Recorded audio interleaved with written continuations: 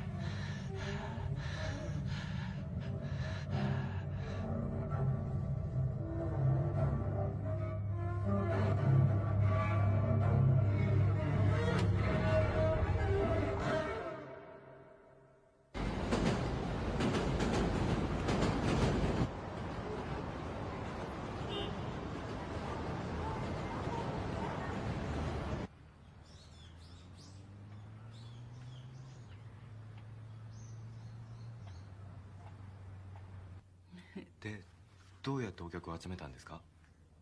やっぱ手上げサイト？まさか。じゃあテレクラ？古いね。今時知り合い紹介した方が安心なのよ。パート先とかね、いくらだってお客集まるんですよ。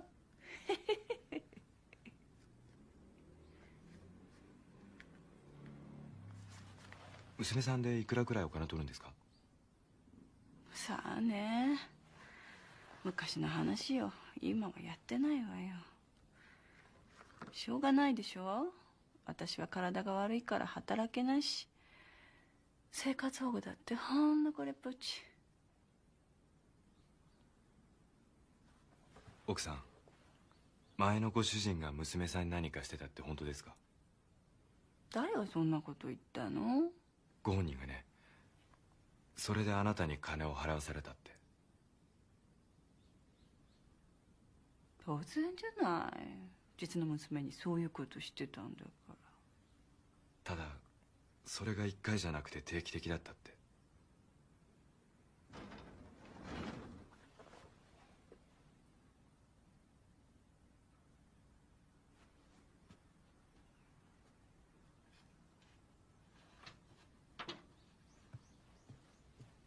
見えない見えない、何にも見えない。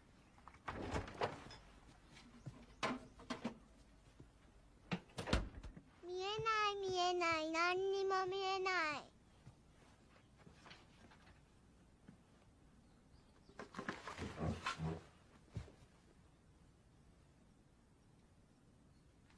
あのさ、話聞かせてくれないかな。この子妹さんは何かされたりして。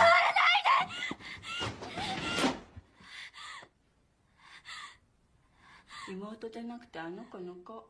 父親は誰だか分かんないけどね。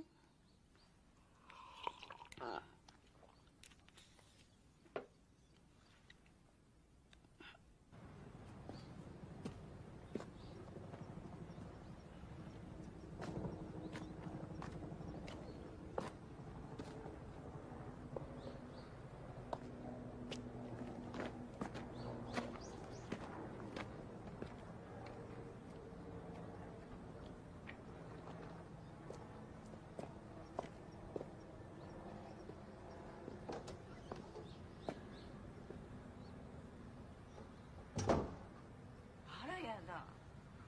ちょっと早いんじゃないの？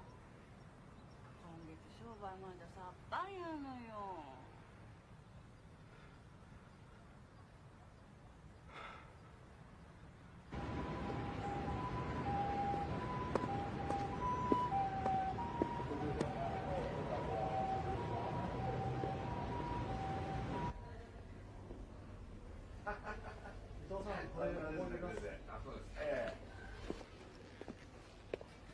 お疲れ様です。じゃあ先生、じゃあこれで。じゃあよろしく。どうだったんですか？そうっすか。どうもありがとうございました。じゃあ失礼します。ありがとうございました。じゃあ失礼しま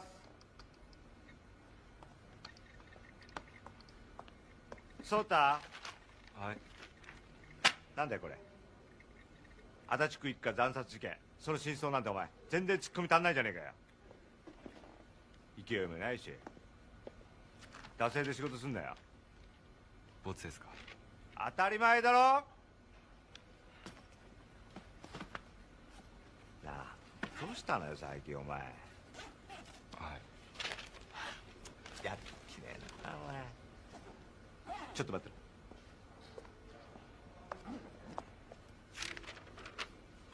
これどうも。身元不明の子供の水死体、面白いだろ。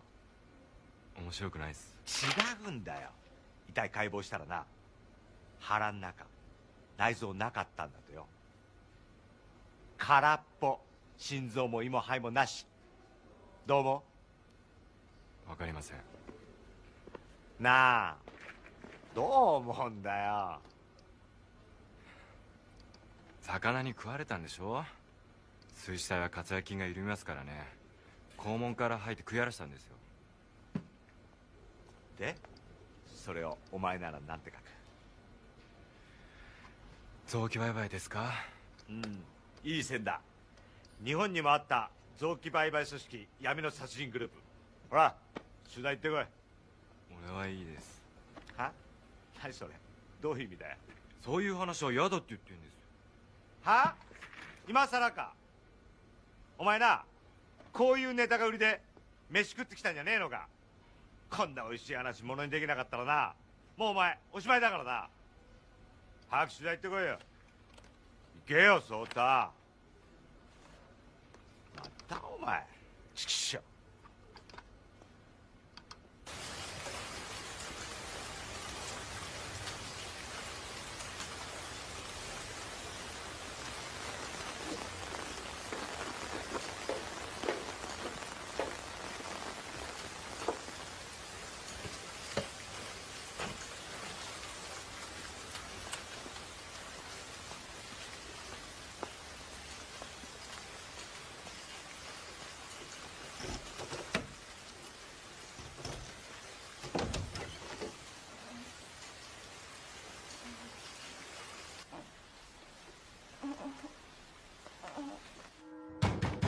花井さん、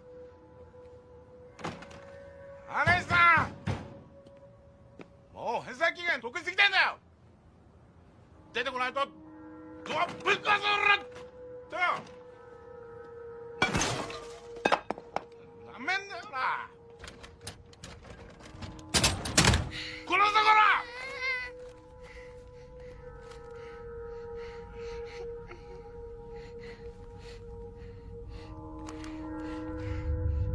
なんだお前、母ちゃんに捨てられちゃったのか。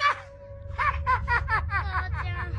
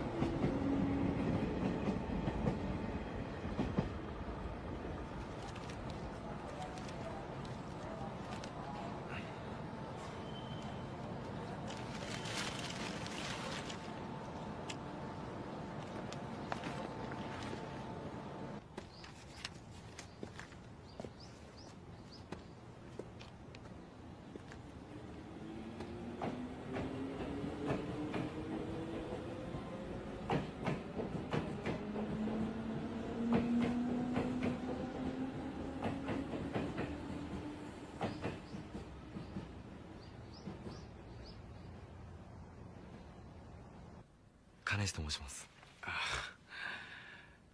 坂口です。知ってますよ、これ。よく行くおかめ食堂ってところに置いてあるんで。まあ見たことないんですけどね。さあさあさあ、どうぞ。すいません。大変ですね、朝早くから。夜行で来たもんですから。そうですか。僕ね、そういうオカルトとか超常現象っていうのを全く信じないんですよ。ですからせっかく来てもらってあれなんですけれども、この事件お宅の雑誌に載るような話じゃないんですよ。でも日本でこんな事件起きたことあります？死体に臓器がなかったなんて。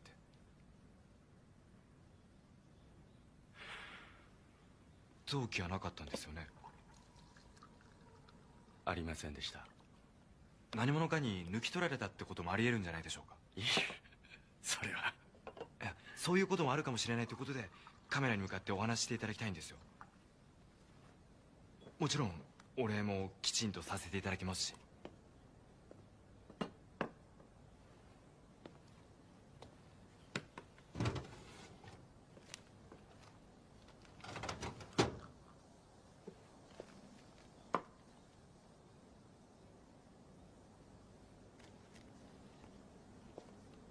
臓器はね、最初からなかったんです。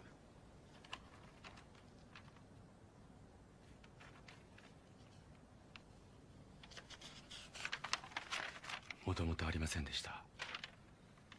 だから最初メスで切った時もこうかまぼこか何か切った感じ、サクッとね。つまり作り物だってことですよ。だってそうでしょ。こんな死体あるわけないんだから。なんならお見せしますよ。見たいですか？ぜひ。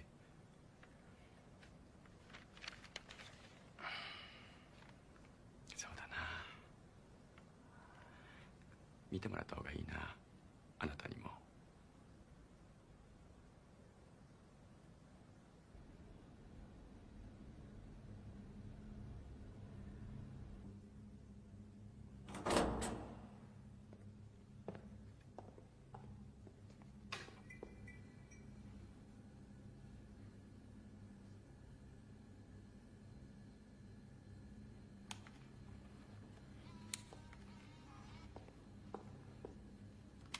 カメラをちょっと。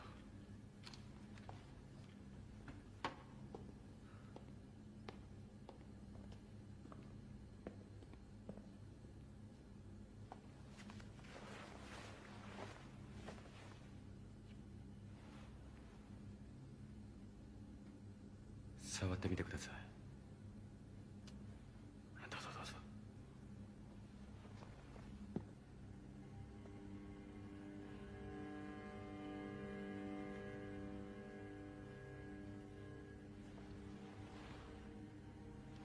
実を言うと、前は死後硬直したみたいに硬かったんです。ですが今は弾力があるんです。どういうことです？わかりません。ご丁寧に内出血の頭であるし、血液なんか流れてないってのに。遺留品ありますよ。見せてもらえますか？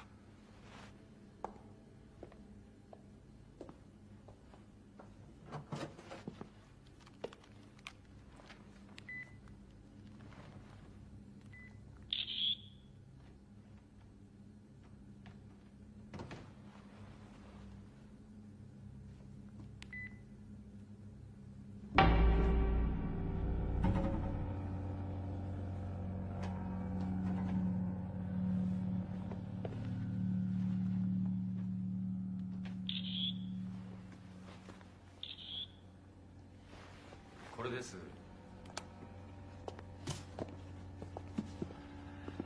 事件性はないってことで警察もろくに調べてません。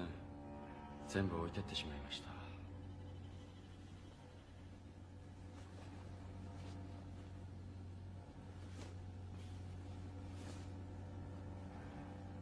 この学校は？さあ、日の井村っていう名前の村は離れにありますけど、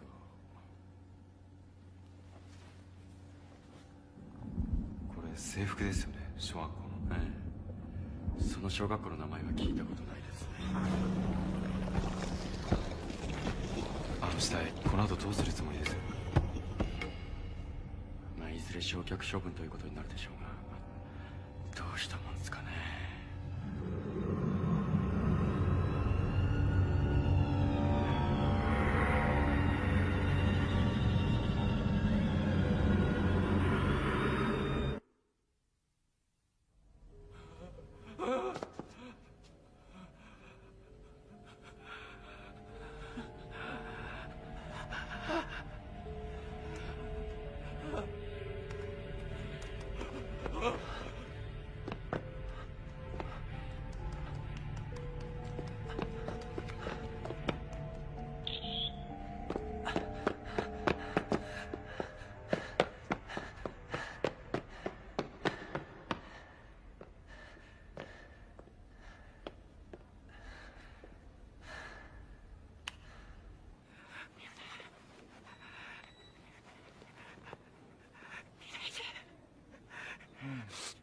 編集長、本当なんですって。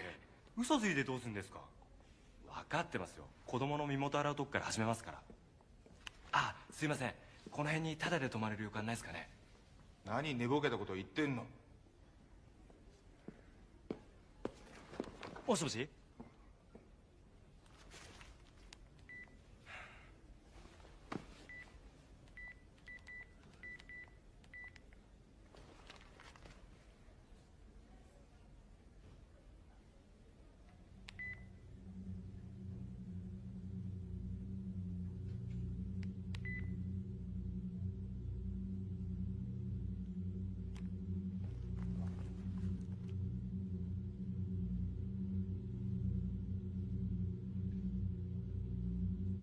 なるほど、そうですか。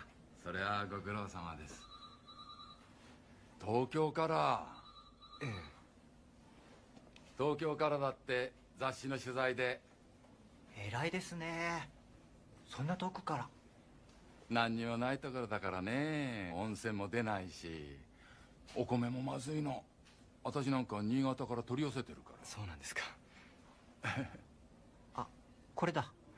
内田新さん。住所は日の江村。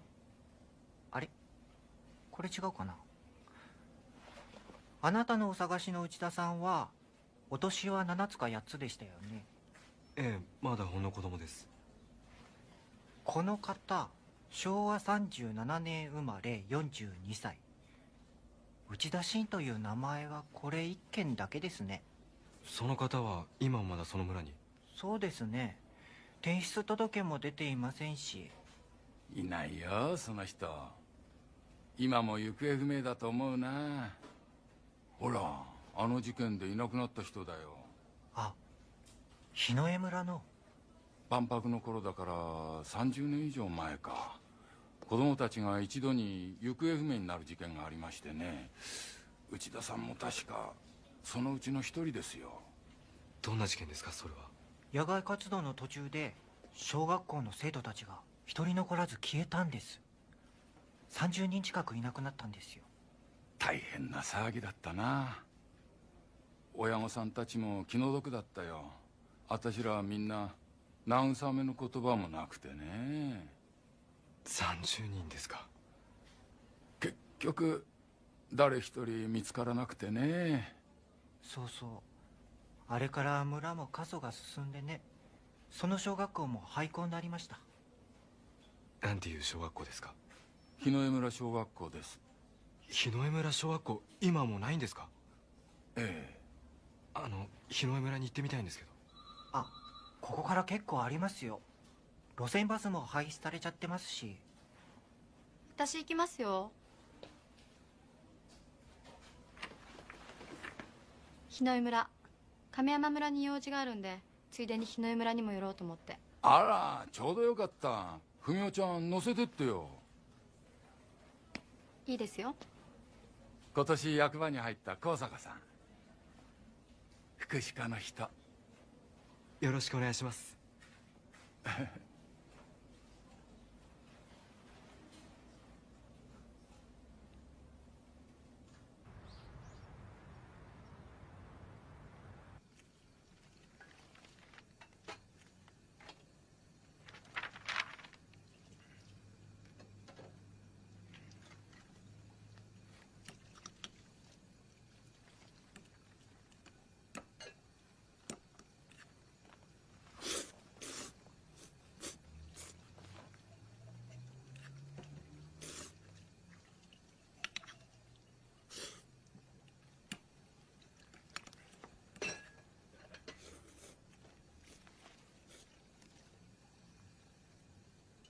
すみません。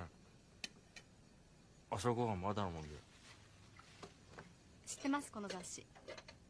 どうですか？おかめ食堂に置いてありました。気持ち悪いんで読んだことないですけど。ですよね。死体が起き上がったなんて信じられない。僕もです。でも見たんでしょ？うん。いつもそういう記事書いてるんですか？そうです。そういうのやらせって言うんですよね。それを言うならやらせじゃなくてでっち上げでしょ。あ、でっち上げなんですか？どっちでもいいです。子供たちの失踪事件は本当にあった事件なんですよね？本当です。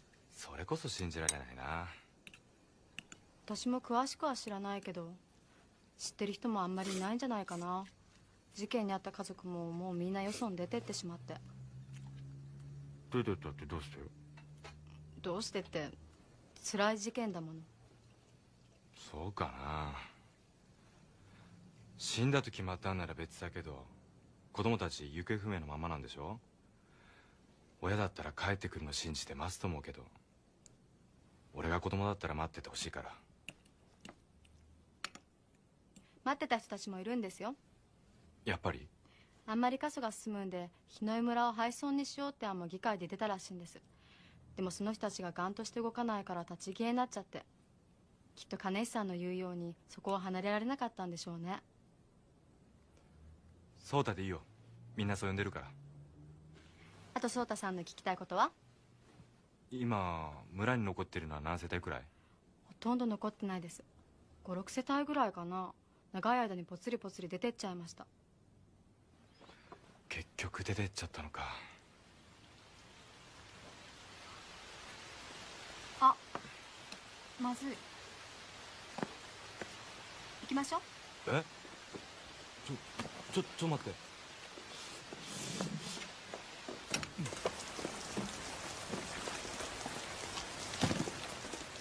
すいません、お会計お願いします。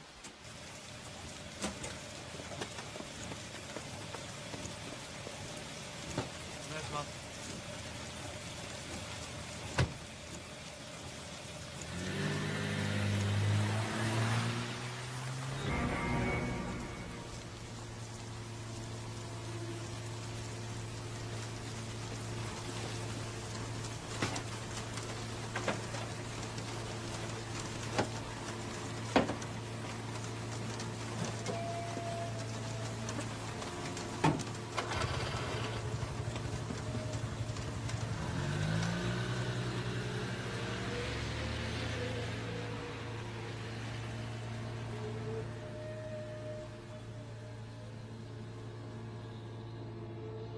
3月14日午後4時頃、日の江村東側山林で日の江村小学校1年の安場貞弘君7歳が発見・保護された。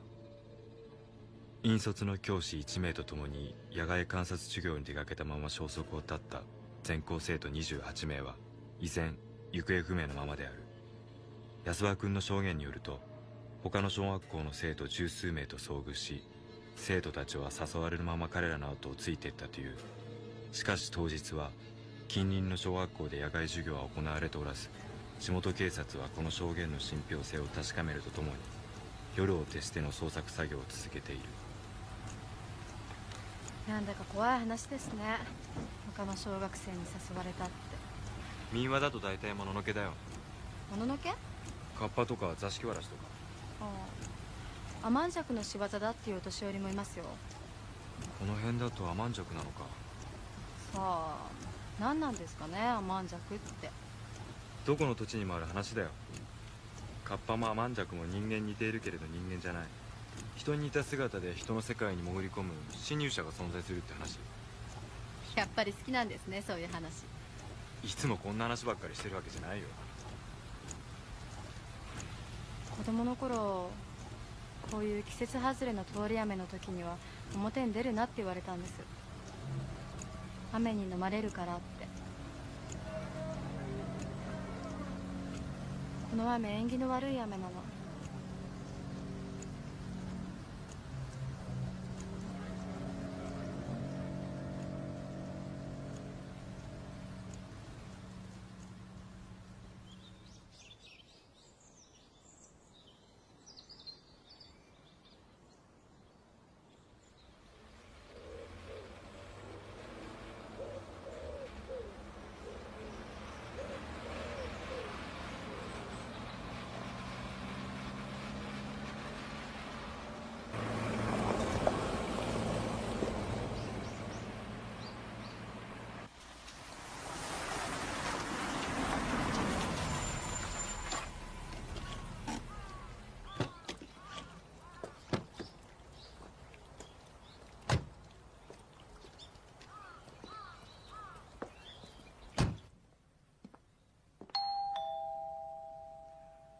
内田さん、役場の高坂です。幸三さん。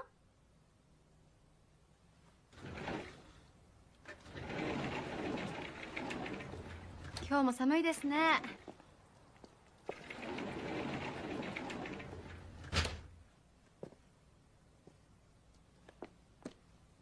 お邪魔します。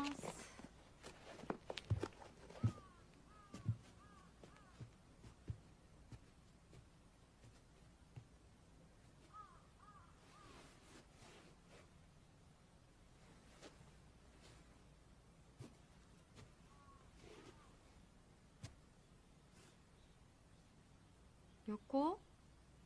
旅行っていうより引っ越しの準備に見えるね。冷めてるよ。どこ行っちゃったんだろう。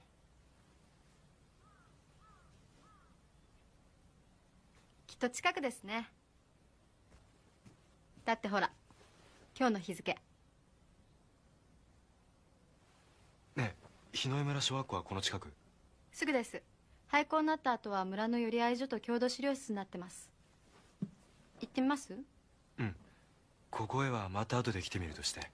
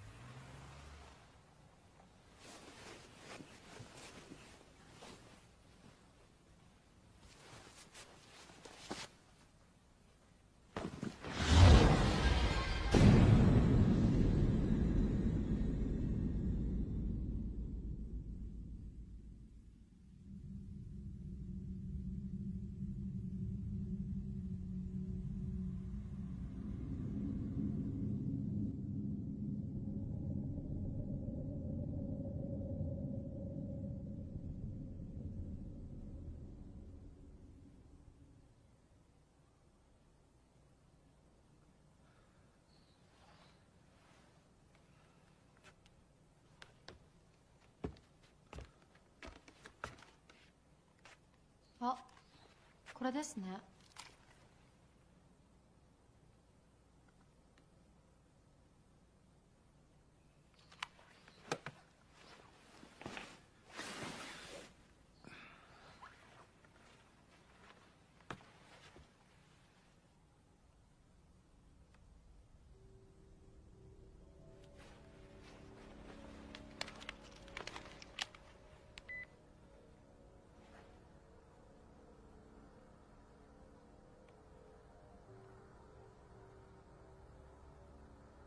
30年前の子がなぜ？何ですかこれ。気持ち悪い。これだ、内田真。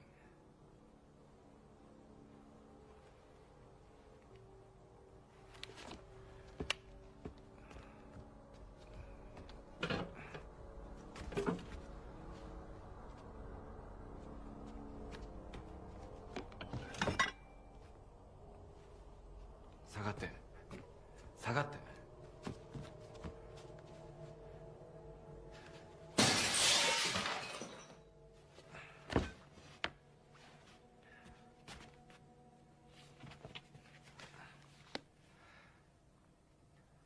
ここにあっても意味がないでしょう。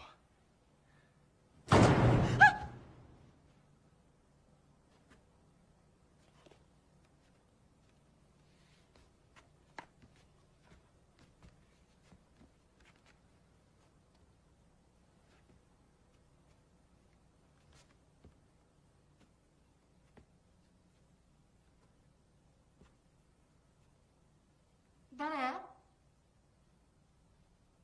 小僧さんじゃないですよね。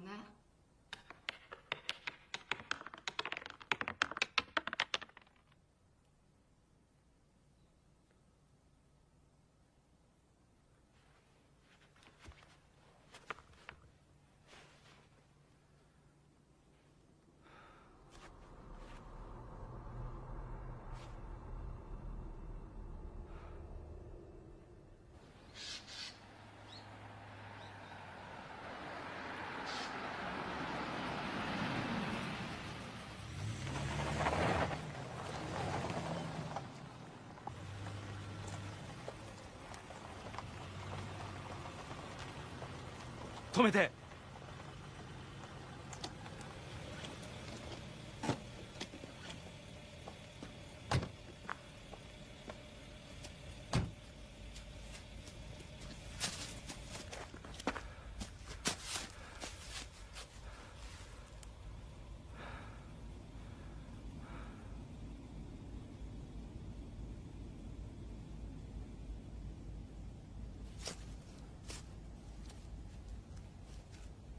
ここはまだ塗装なの？いえ、とっくに仮装になってます。じゃあこれ誰が作ったんだ？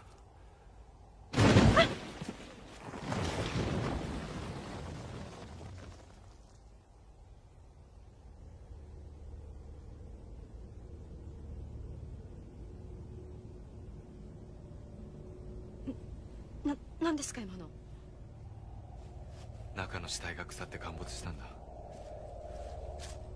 つまり最近のってこと。墓の数はいくつある？20以上。多分30くらい。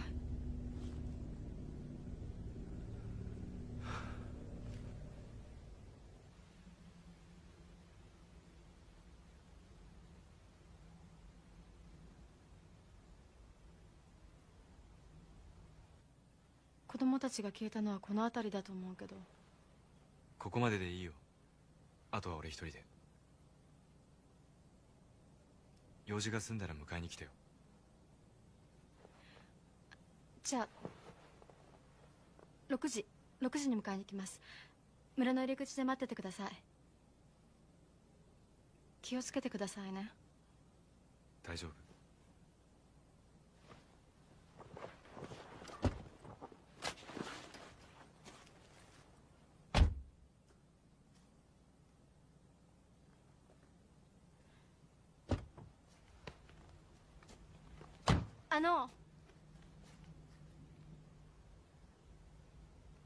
こういうことには慣れてるんですか？え？なんか怖くないですか？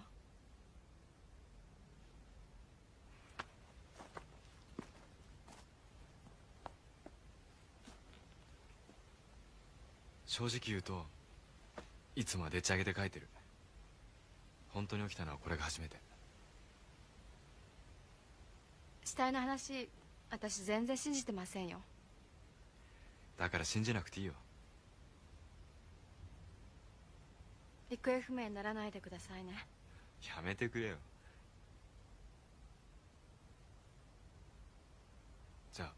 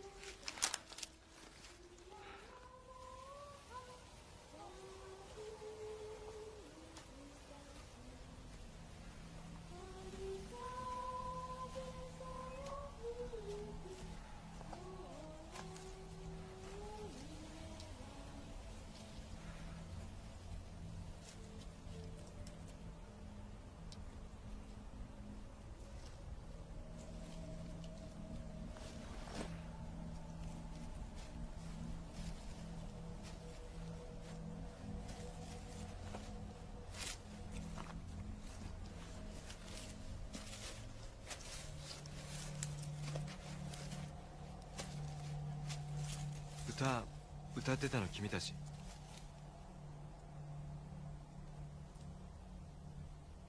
何してるの？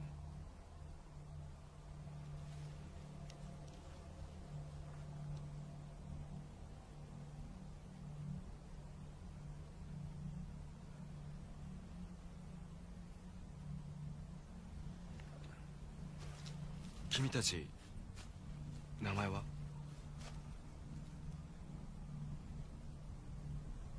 ？3年1組安場和弘。5年1組高橋彩子。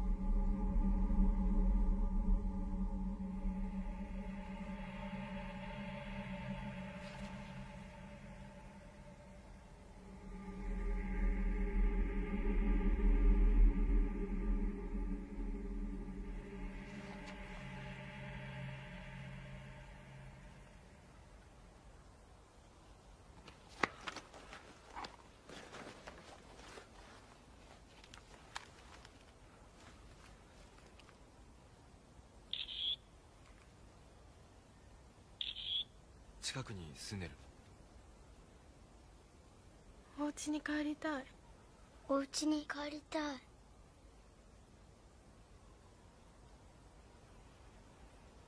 家はどこ？ないの。来る。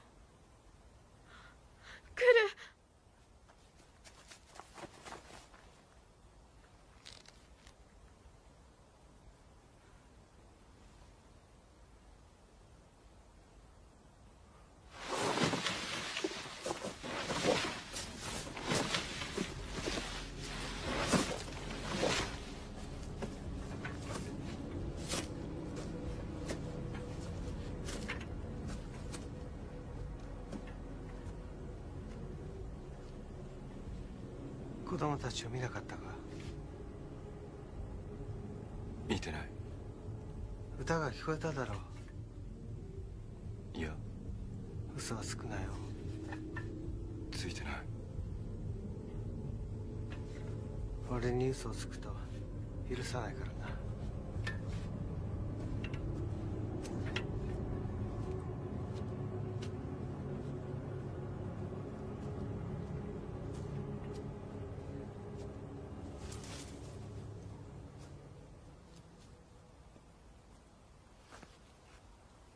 もういいよ。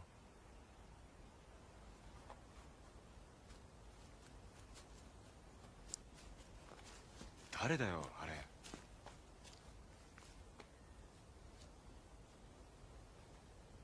村まで一緒に行こう。大丈夫だよ、おいで。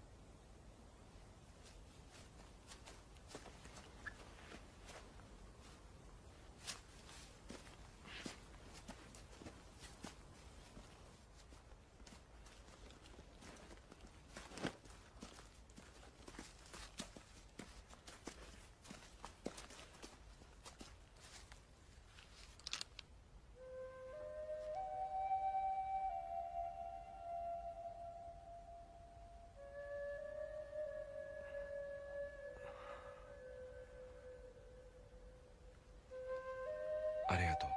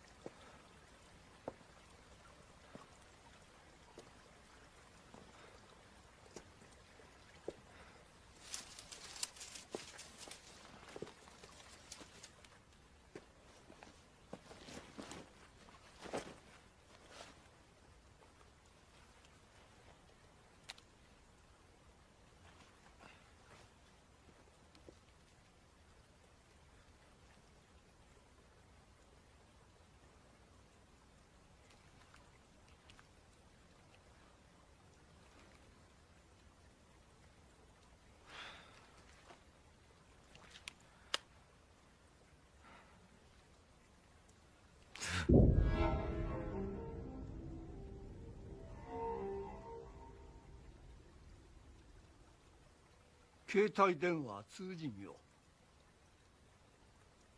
金石壮太さんかい？はい。さっき役場の女の人からあんたのこと頼まれた。迎えが来るまで休ませてやってほしいって。助かります。あなたは？安場と言います。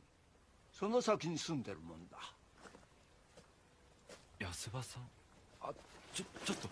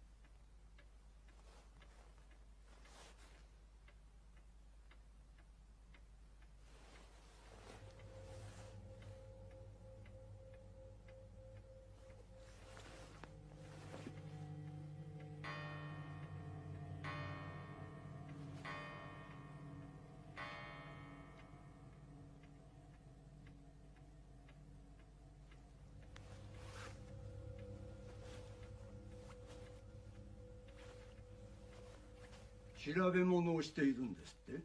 え？役場の人が言ってましたよ。昔のことをいろいろ調べて回ってるって。ええ。アマンジャク伝説について調べてます。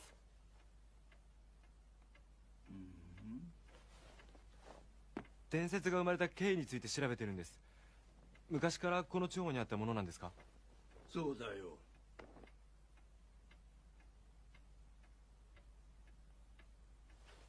35年前この村で集団失踪事件があったと聞きました。それと関係してるってことはないですか？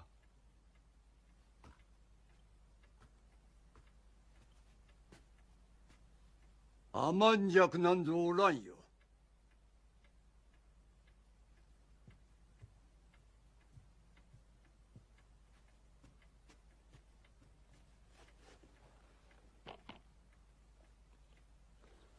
どうぞ。この村に住んでる人他にいないんですか？いろいろ聞いて回ろうと思ったんですけど人が住んでる様子がなくて。内田さんのお宅は越されたんですか？ええ。幸三は息子夫婦を頼って出て行った。他のうちの者も出かけている。だから話なんぞ聞けんよ。お帰りなさい。いや、迎えが来るまで待たせてもらえませんか？日が暮れるまでは時期だ。帰った方がいい。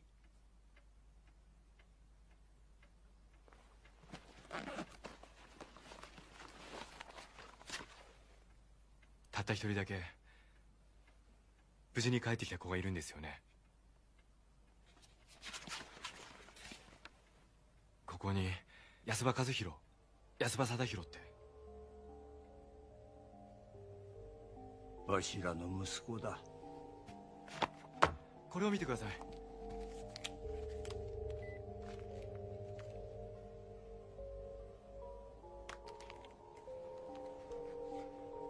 安場和弘君、さっき会ったばかりなんです。あんた一体何しに来たんだ？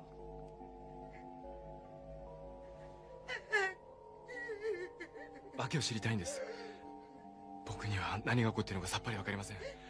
なぜ子供たちが事件当時の姿で生きてるんです？和弘は死んだ。そう思うならなぜ仏壇に息子さんが祀られてないんですか？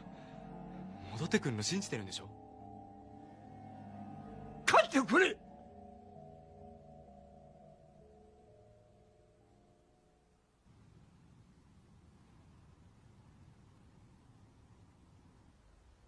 ありがとうございました。一本道だから向かいの車とはそのうち会うはずだ。いいな。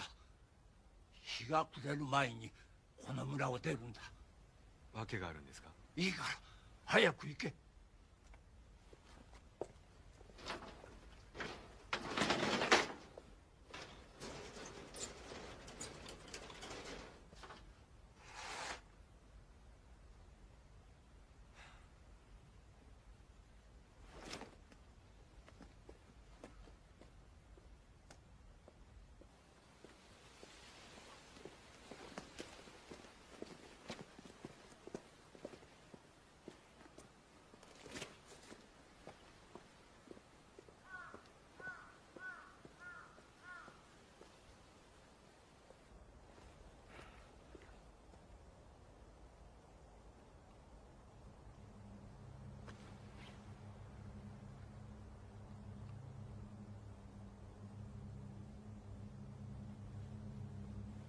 和弘君、どうしたんだよ。うちに帰んないの？ち？お父さんとお母さんとこ。帰りたい。なんで帰んない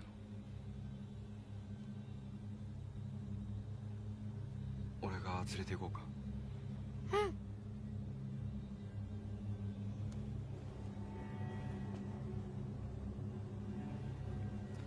寒くないか？うん。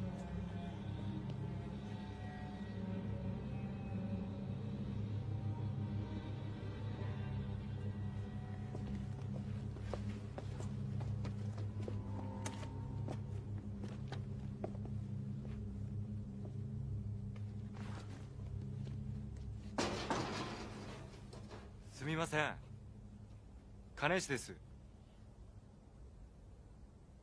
安場さ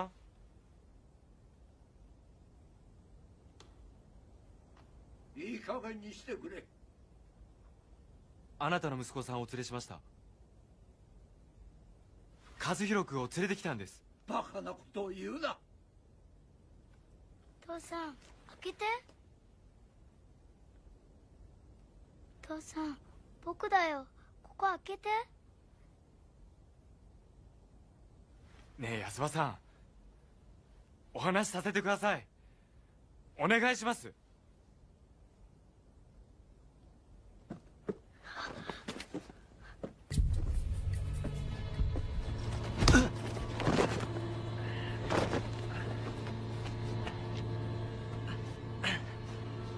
俺に嘘をつくからだ。何すんだ。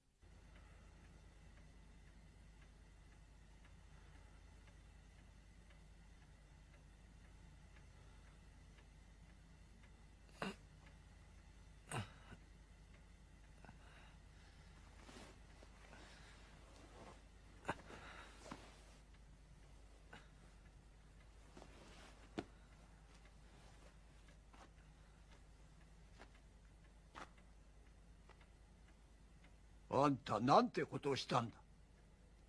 どうして連れてきた？家に帰りたがっていて。あんたは返していかんものを返した。あんなことの冬の夜に放っておけって言うんですか？何も知らんで。子供たちは毎年この季節に帰ってくるんだ。決まって通り雨の後に帰ってくる。なぜ家に入れないんです？自分たちの子供でしょ。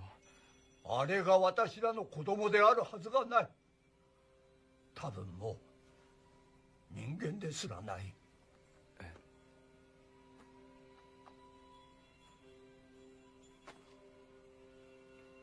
あの子たちを家に入れたが最後、私らの手に負えん。些細なことで暴れ出して親を殺めた者までいる。幸三もやられた。だから私たちは人知れず自分たちの手であの子たちを始末してきた。次男の貞弘だ。一人残ったのがこの子だ。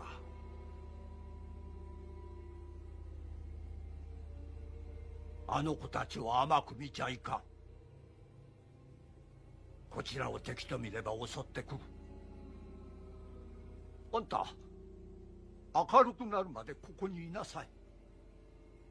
文雄さんがこっちに向かっています。俺が見てくる。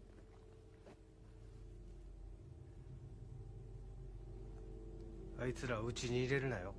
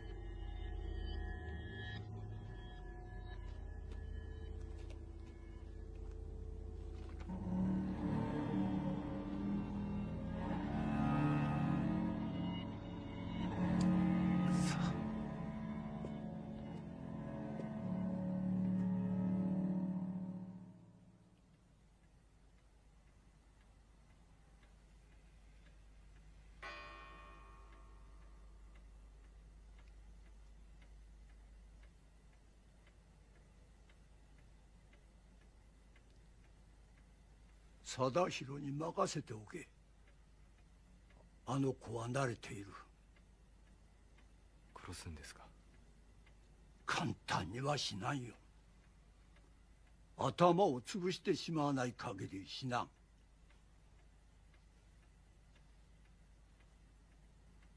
あんたからすれば血も涙もない話に聞こえるだろうが。そうしたくてしてると思い。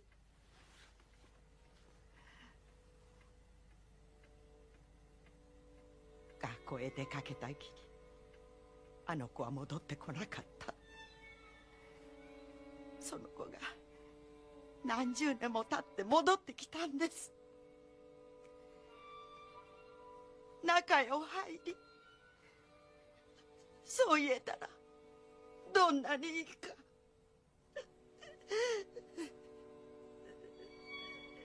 よしなさい。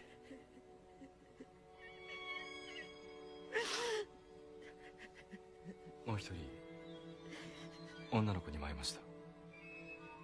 綾子だろう。あの子の親はどうしたんです？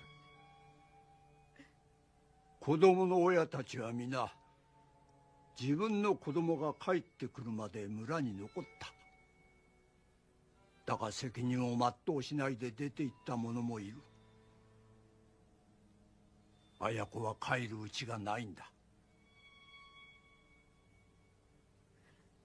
子供たちは何のために戻ってくるんですか？各校のひながどうやって育つか知ってるかね？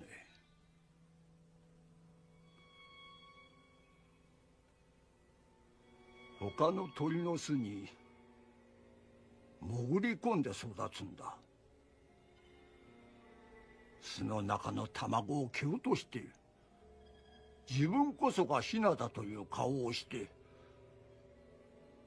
親鳥は縁もゆかりもないヒナを守り餌を運ぶ。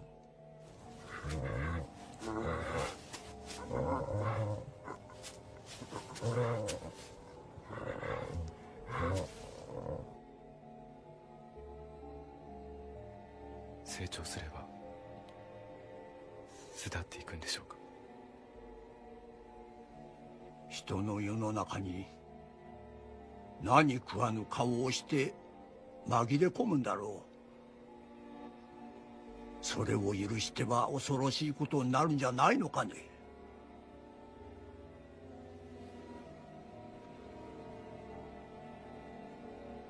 私らで最後だ。私たちには親としての責任がある。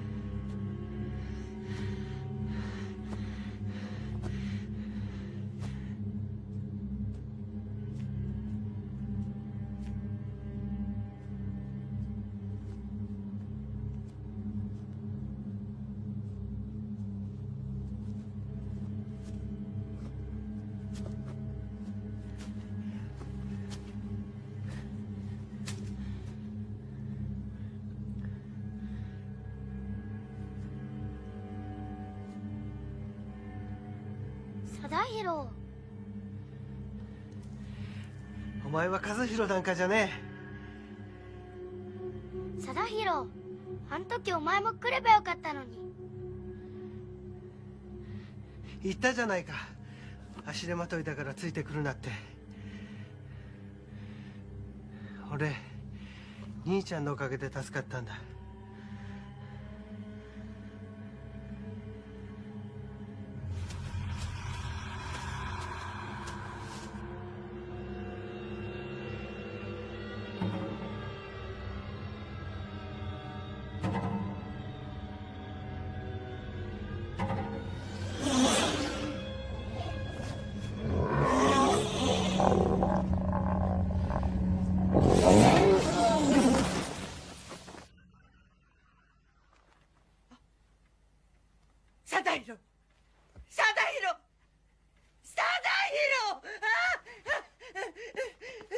俺が行きます。ダメ、今外に出てはダメ、ダメ、ダメ。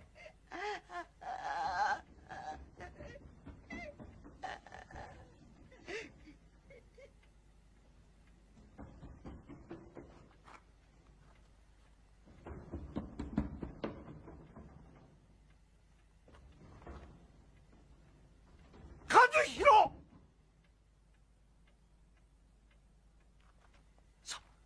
今のうち早く。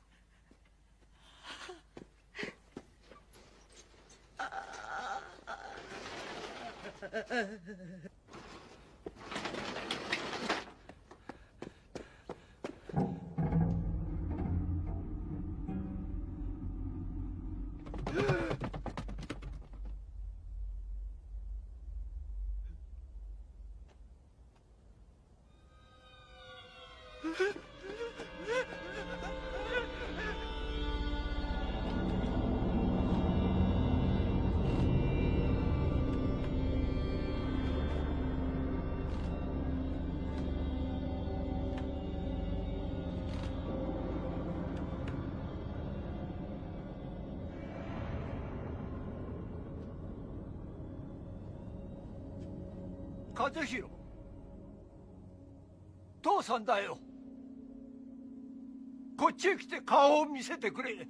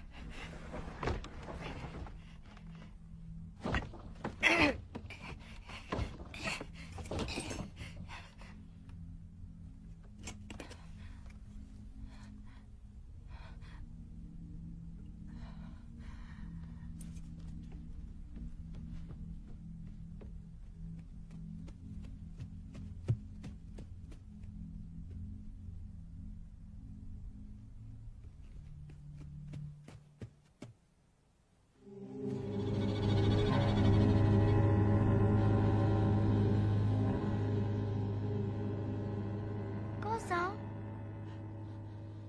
和弘、和弘、会いたかったんだよ。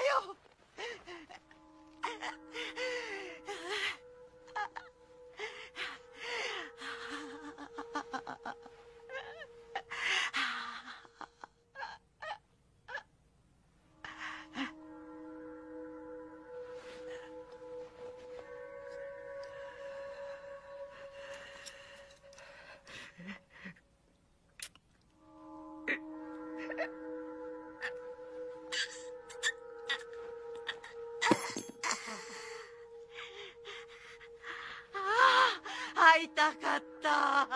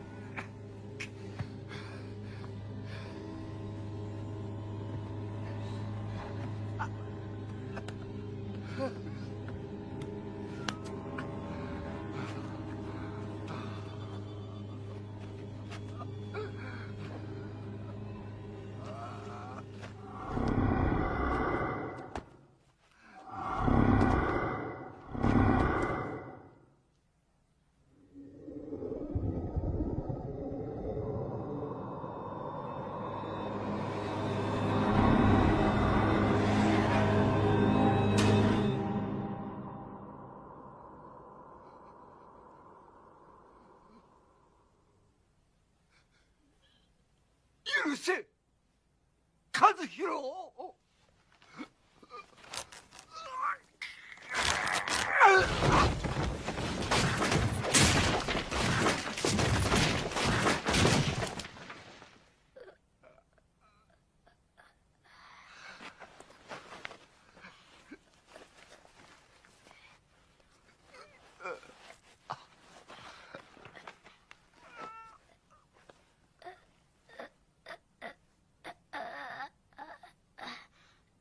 和弘、父さんと一緒に死のう。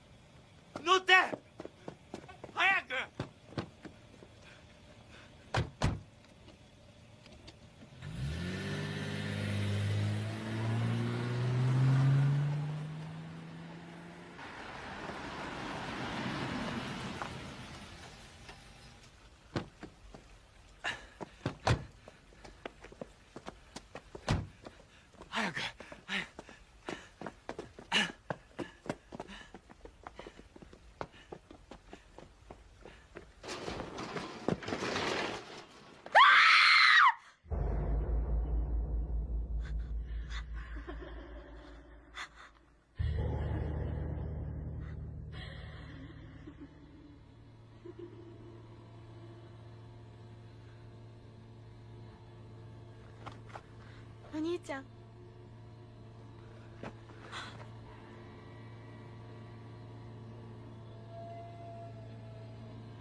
ここはお前たちの住むところじゃない。どっかよそに行ってくれ。帰ってくれ。私のこと嫌い？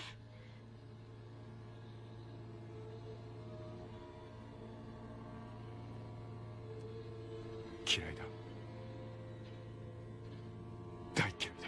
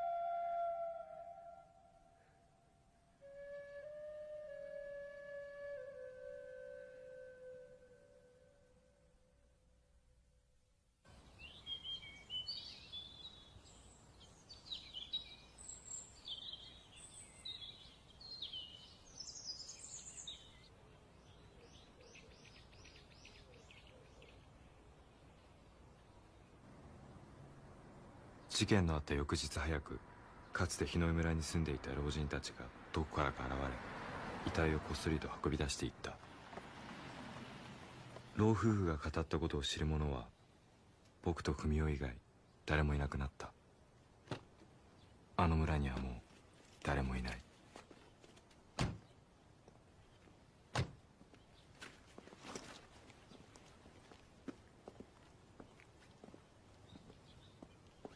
それじゃ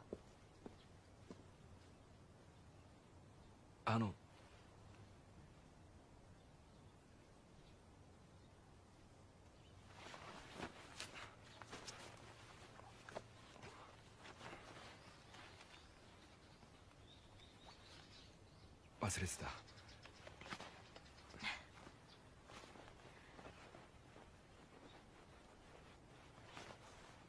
ないや。また来てください。もう来たくないと思うけど。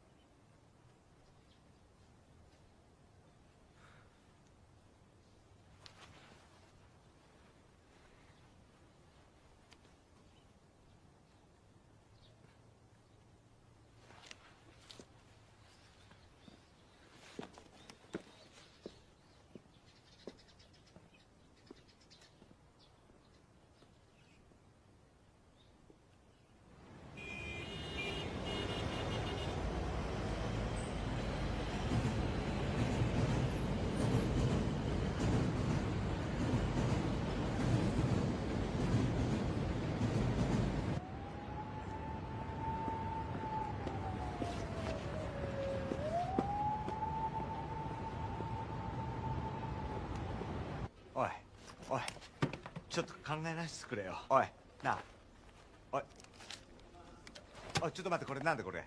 おいおい、ちょっと待って、お前身寄りのないお前ここまでしたの誰だよなあ。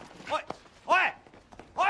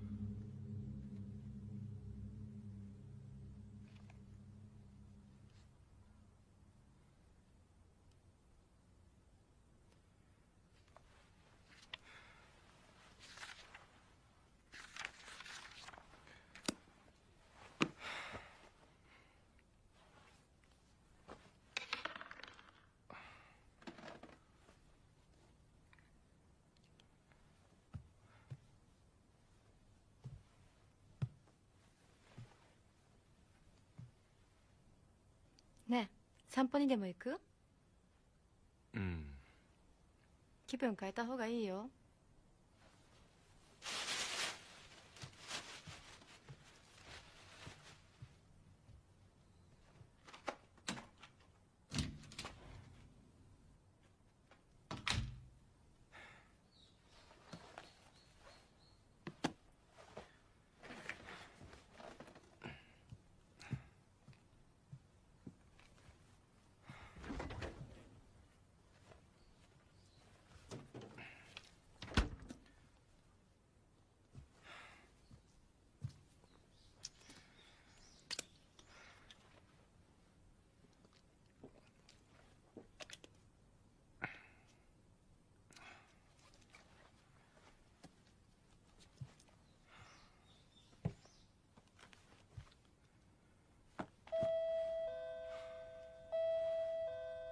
誰？私、早く開けて。鍵かけてないよ。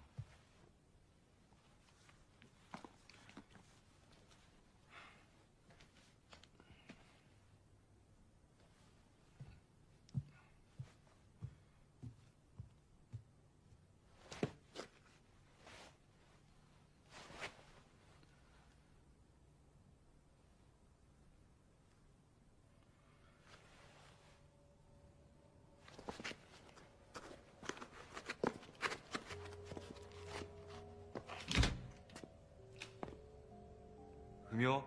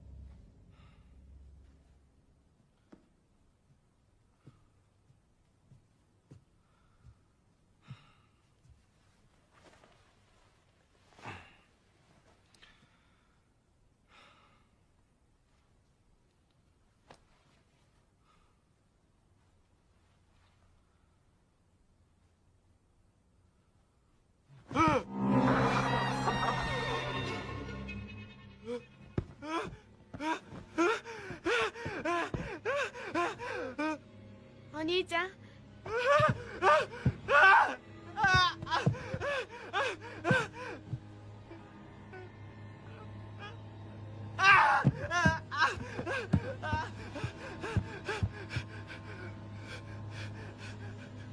文雄どうした？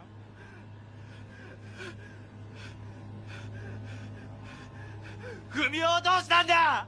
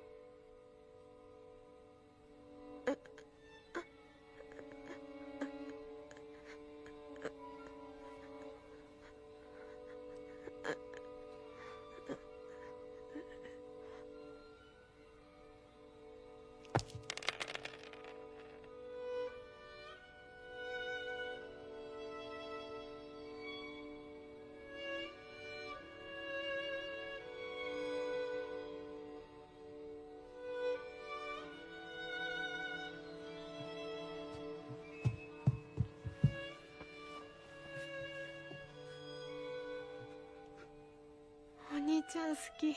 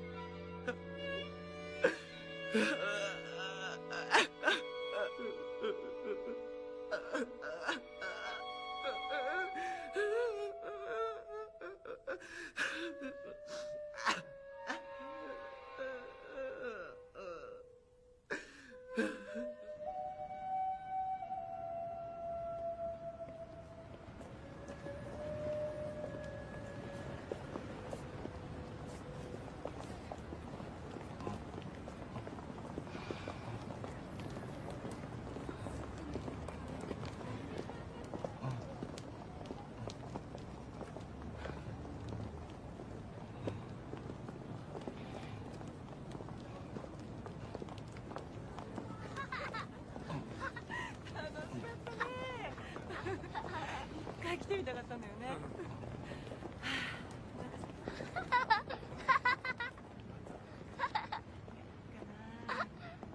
いいね。